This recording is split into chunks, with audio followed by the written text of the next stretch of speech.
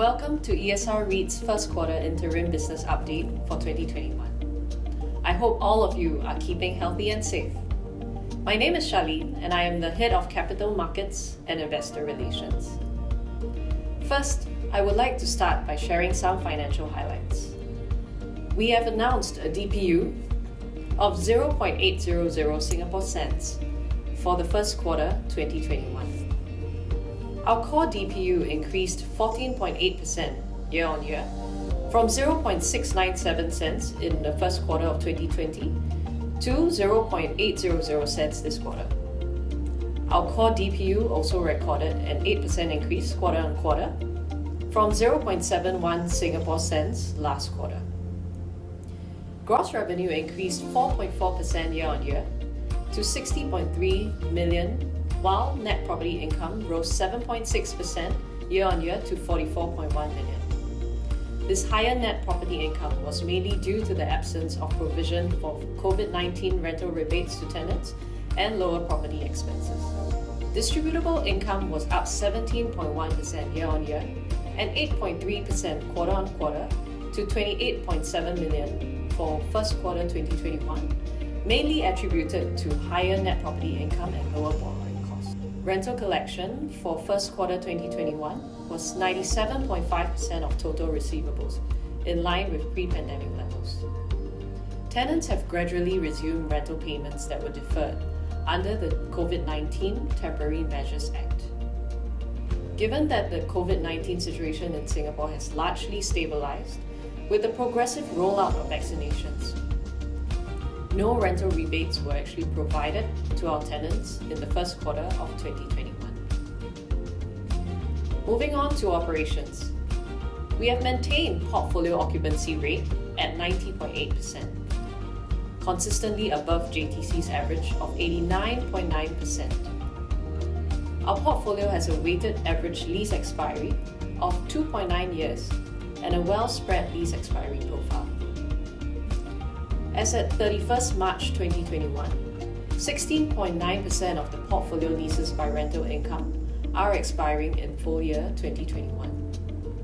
Out of these 16.9% expiring leases, about 28.1% have been renewed ahead of expiry. Rental reversions recorded a 5% decline in first quarter 2021, mainly due to renewals of certain large tenants in the business park segment. During the quarter, we released a total of 317,000 square feet by renewing about 135,000 square feet of space and securing 182,000 square feet of new leases across 32 leasing transactions.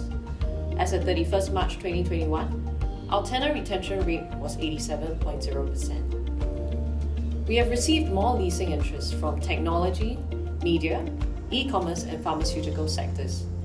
New leasing demand was also observed in glove manufacturing and agri-tech companies. We will continue to achieve an optimal balance between improving occupancy levels and maximizing returns from the portfolio. I am also pleased to share that following the completion of asset enhancement works at ESR BizPark at Changi, formerly known as UE BizHub East, we have obtained the temporary occupation permit on 31st March 2021. The AEI has transformed the business park into a vibrant, self-contained community, with improvements made to upgrade existing amenities and improve traffic circulation. Workspaces were also reshaped in response to work-from-home arrangements to enhance overall tenant experience.